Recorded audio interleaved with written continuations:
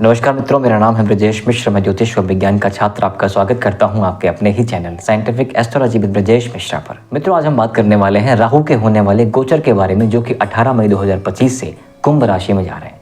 तो कुंभ राशि में जा रहे हैं तो आपकी राशि मकर राशि पर क्या प्रभाव डालने वाले हैं, आज हम चर्चा करने वाले हैं। सबसे पहले आप इस बात को समझिए कि राहु अभी तक कहाँ थे? मीन राशि पर थे। मीन राशि किसकी है? गुरु की राशि है, और गुरु राहु के संबंध इतने अच्छे नहीं माने जाते, तो राहु अनकंफर्टेबल थे वहाँ पे।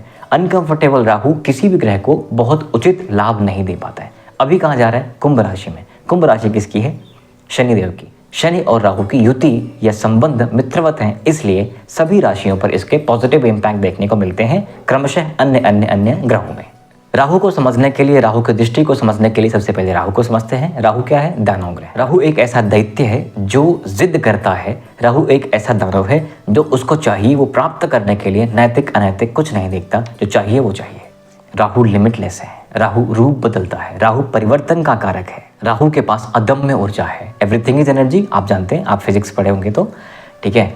अब राहु से जो ऊर्जा आ रही है वो आपकी हेल्प करने वाली है, लेकिन वो ऊर्जा तभी आपकी हेल्प कर पाएगी जब आपका माइंडसेट अलाइन रहेगा, ठीक है। इसको ऐसे समझिए, एक बहुत बड़ी गाड़ी मिली आपको, BMW, थार, जो भी आप समझें, जो आपको बड़ी लग रही हो, वो गाड़ी मिल गई। जितना स्ट्रोक का इंजन वैसी कैपेसिटी उसकी, ठीक है। अब गाड़ी तो बड़ी मिल गई, गियर डालेंगे गाड़ी बढ़ेगी भी, लेकिन वहीं जाएगी जहां आपका स्टीयरिंग होगा। स्टीयरिंग आपके हाथ में है। सो ये ऊर्जा तो पीछे से आ रही है, लेकिन चैनल करने के लिए आपको अपने मनोदशा को ठीक करना बहुत ज़रूरी है। मैं एक बात हमेशा कहता रहता हूँ कि आपकी मनोदशा ही निर्णय लेती है कि आपकी महादशा कैसी होगी। फॉर एग्जाम्पल, यदि राहु यहाँ पर हेल्प कर रहा है तो आपका जिस तरह से हेल्प करेगा और सेम टाइम पे किसी और का जिस तरह से हेल्प करेगा, दोनों में डिफरेंस रहेंगे। फॉर एग्जाम्पल, जो राशि मोदी जी की है वही विराट कोहली की है, फॉर एग्जाम्पल, है ना, उदाहरण लेते हैं। तो अगर राहु की दशा मोदी जी की हेल्प कर रही है तो उन्हें शायद किसी अलग स्टेट में चुनाव जितवा दे इनकी पार्टी को, लेकिन जब विराट कोहली का हेल्प करेगा तो कोई IPL का वो या फिर कुछ ऐसा वो जीत सकते हैं। इस तरह की चीज़ें हो सकती हैं।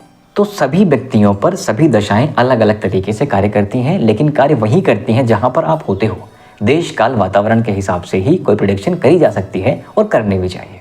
यदि कोई व्यक्ति जिसका जन्म किसी झोपड़पट्टी में हुआ या किसी ट्राइब एरिया में हुआ जहां ना तो खाने के लिए खाना है ना पहनने के लिए कपड़ा है, तो उसका राजयोग उसको महल नहीं देगा, उसको एक अच्छी झोपड़ी और एक बड़ा शिकार ये देगा, राइट।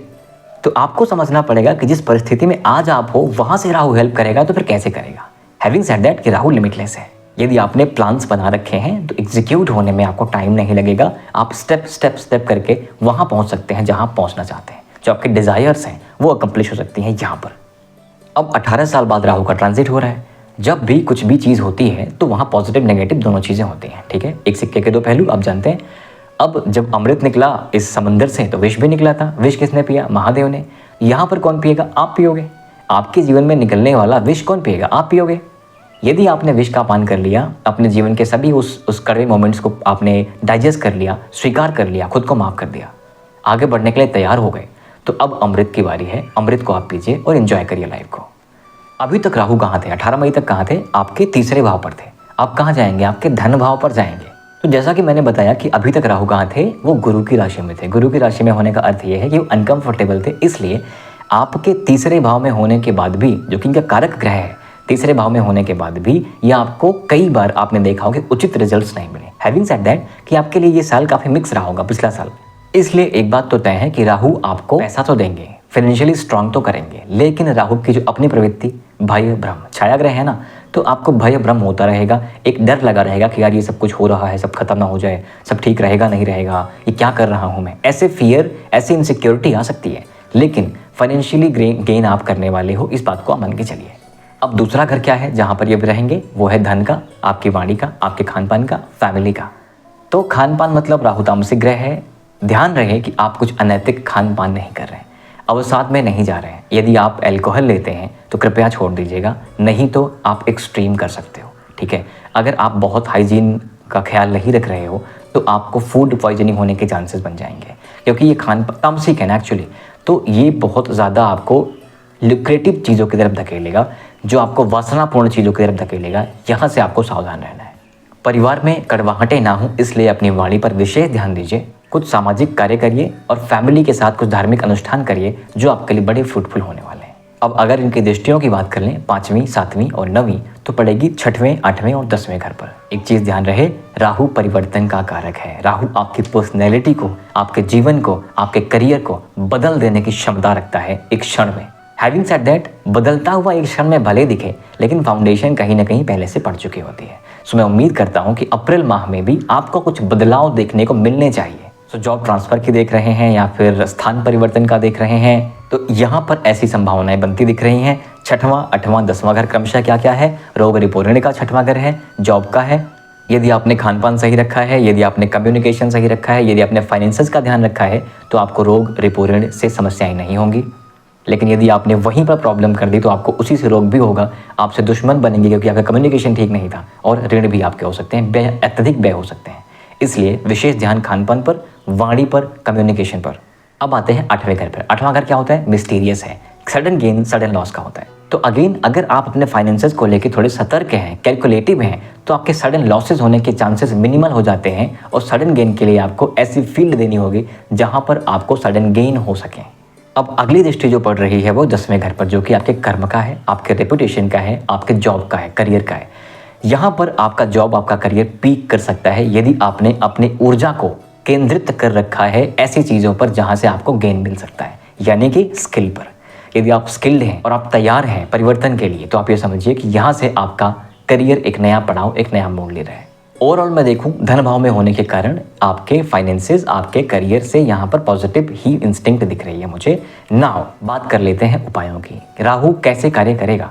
वही चीज़ है ना कि गाड़ी का ड्राइवर तो आप ही हो। कितनी अच्छी गाड़ी क्यों ना मिल जाए, आपको नहीं चलानी आ रही है तो आप गिर ही जाओगे, एक्सीडेंट ही कर लोगे। सो एनर्जी को चैनल करिए। कैसे? चंद्रमा ठीक करिए, बुध ठीक करिए। कैसे? मेंटल स्टेटस जो आपका है वो चंद्रमा है, मानसिक शांति जो है वो चंद्रमा है। यदि वो डिस्टर्ब है तो आपको नेगेटिव परिणाम देखने को मिलेंगे। ठीक कैसे कर सकते हैं? प्रैक्टिकल उपाय है, बहुत सिंपल उपाय है। डीप ब्रीदिंग स्टार्ट कर दीजिए। योगा कर सकते हैं तो शीर्षासन करना स्टार्ट कर दीजिए। जब ब्लड फ्लो बढ़ेगा, आपका ब्रेन बेहतर काम करेगा। ऑक्सीजन इनहेल करेंगे तो ये बेहतर काम करेगा, पॉजिटिव हार्मोन रिलीज करेगा, जिससे आप सकारात्मक हो पाओगे और आप वो देख पाओगे जो आप देखना चाहते हो। इच्छाएं आपकी पूर्ण होती यहीं से दिखेंगी। इसलिए अपने मेंटल हेल्थ का विशेष ध्यान रखिएगा। भय भ्रम आता है, ठीक है, साइड करिए, लेकिन इस फिजिकल एक्टिविटी के जरिए अपने भय भ्रम को काउंटर कर सकते हैं और स्थायित्व को प्राप्त कर सकते हैं। और दूसरा उपाय क्या है? हम जानते हैं कि यत् पिंडे तत् ब्रह्मांडे। इसका मतलब जो कुछ इस पिंड में है वही ब्रह्मांड में है, एंड वाइस वर्सा, जो ब्रह्मांड में है वही पिंड में है। साइंटिफिकली भी यही चीज़ है कि we are dust of some particles, हम इन्हीं तारों के धूल से बने हुए हैं। इसका अर्थ ये हुआ कि जब हमारी बॉडी में सभी नवग्रह निवास करते हैं, कोई घुटनों में है, कोई पैर में, कोई मुंह में, कोई कहीं, तो हमें इसका विशेष ध्यान रखना है। जब अपने बॉडी का केयर करते हो, फिजिकल मेंटल दोनों तरीके से, आप अपने नवग्रहों को ठीक कर रहे हो। सो बॉडी के हेल्थ का विशेष ध्यान रखें, खान पान से लेके, वर्कआउट से लेके, योगा से लेके। मेंटल हेल्थ का विशेष ध्यान रखें, खान पान से लेके, वर्कआउट से लेके। आदतें ठीक करें, पेशेंस डेवलप करें, हार्ड वर्क करें, डिसिप्लिन रहें, जिससे आपका शनि भी हेल्प करे और चीज़ें बेहतर हो सकें। आई अंडरस्टैंड कि इतना आसान नहीं होता, हैबिट बिल्ड करना आसान नहीं होता। आप ट्राई करते हैं लेकिन छूट जाता है। इसलिए मैंने एक ऐसा एटमॉस्फेयर, एक ऐसी कम्युनिटी बनाई है टेलीग्राम पे, अगर आप चाहें यहाँ पे ज्वाइन कर सकते हैं, जहाँ पर लोग हैबिट ट्रांसफॉर्मेशन की बात कर रहे हैं या काम कर रहे हैं। लिंक डिस्क्रिप्शन में मिलेगा, आप भी ज्वाइन कर सकते हैं। और एक विनम्र निवेदन कि राहु की ऊर्जा को चैनल करने के कैपेबल बनते रहिए। याद रखिए, आपको वो नहीं मिलता जो आप चाहते हो, आपको वो मिलता है जो आप डिजर्व करते हो। तो डिजर्विंग बनते रहिए, फिजिकली मेंटली टफ बनते रहिए, योग्य बनते रहिए, स्किल लेते रहिए। राहु हो या अन्य ग्रह हो, सभी आपकी मदद करने के लिए तत्पर रहेंगे, लेकिन डिजर्विंग बनना पड़ेगा, मेहनत करनी पड़ेगी, मसल बिल्ड करना पड़ेगा, mental and physical muscle build करना पड़ेगा, तभी ये ग्रह आपके लिए कार्य करेंगे। सो आप सभी के सपोर्ट के लिए बहुत बहुत धन्यवाद मित्रों। अभी के लिए बस इतना ही, मिलते रहेंगे अगली वीडियो में। कृपया चैनल को सब्सक्राइब करके मेरा मनोबल बढ़ाएं और आने वाले वीडियोज़ के लिए बिल्कुल तैयार रहें। So once again thank you very much. नमस्कार, जय श्री राम।